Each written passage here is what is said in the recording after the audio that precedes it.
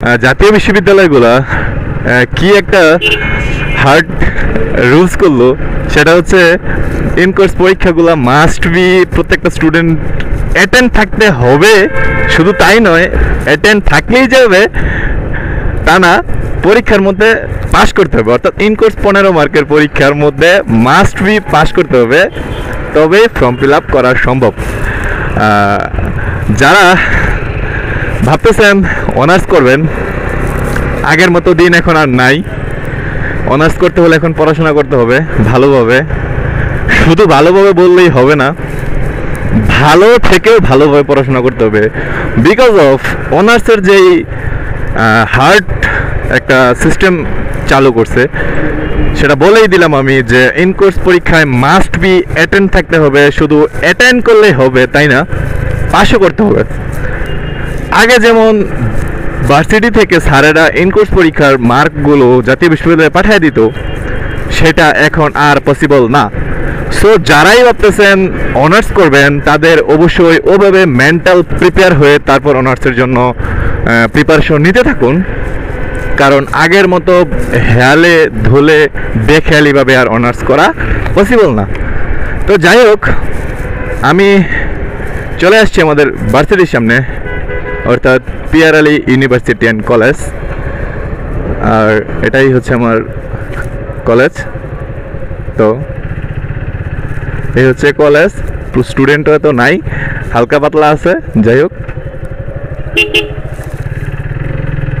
আর এই হচ্ছে কলেজের অবস্থা। স্টুডেন্ট এই জায়গায় বসে আড্ডা পাড্ডা দেয় আর কি মাঝে মধ্যে, ওইটাও প্যারা নাই।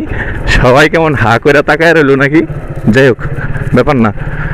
আর আমি প্রতিদিন গাড়িটা পার্কিংয়ের জন্য এই পাশ দিয়ে নিয়ে আসি। আর এই হচ্ছে আমাদের কলেজ। কলেজে স্টুডেন্টগুলো বসে আছে এভাবে। আর এটাই হচ্ছে আমার পার্কিংয়ের ডেস্টিনেশন। এখানে পার্কিং করি, তারপর হচ্ছে ওই বিল্ডিংটায় আমার এক্সাম।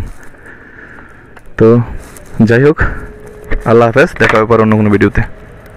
আমি আছি মাওনাতে, আর আমার আজকে ফোর্থ ইয়ারের ইনকোর্স পরীক্ষা। আজকে তারিখ হচ্ছে 18 তারিখ, এখন বাজে হচ্ছে প্রায় 10টা।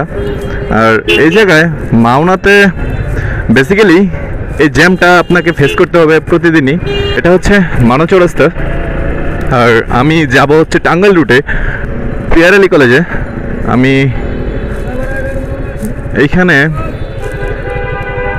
অনিয়ন্ত্রিত ব্যাটারি চালিত অটোগুলোর জন্য দেখতেই পাচ্ছেন কি পরিমাণ জ্যাম বেজে থাকে এই জায়গায়। তা আমিও চেষ্টা করতেছি যান।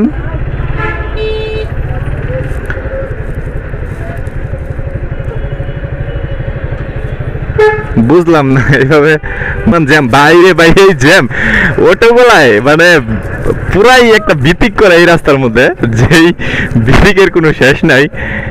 এই হচ্ছে অবস্থা।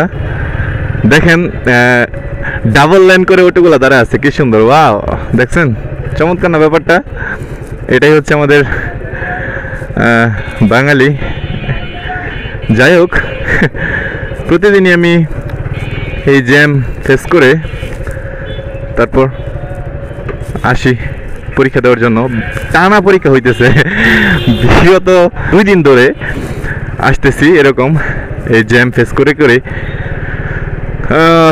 জাস্ট একটু পড়াশোনার জন্য লাইফে কী পরিমাণ স্ট্রাগল করতেছি সেটা আল্লাহই ভালো জানে। আর এর শেষ কোথায় সেটাও জানি না। হুটহাট এক এক সময় এক এক দিকে মুভমেন্ট করে, যার জন্য আসলে রাইড করাটা একটু ডিফিকাল্ট হয়। বিকজ অফ কখন কোন দিকে ঘুরে এই অটোগুলা, সেগুলো আসলে বেসিক্যালি আন্দাজ করা যায় না। দেখেন এই হচ্ছে অবস্থা। তো এই মামা সাইড দাও।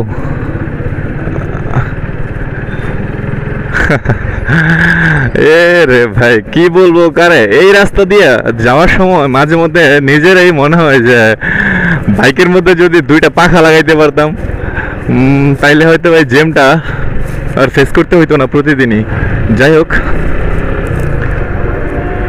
তাও একটু স্ট্রাগল তো করতেই হবে, because of honours final year পরীক্ষা সামনে। তো আরেকটা ব্যাপার হচ্ছে অনার্স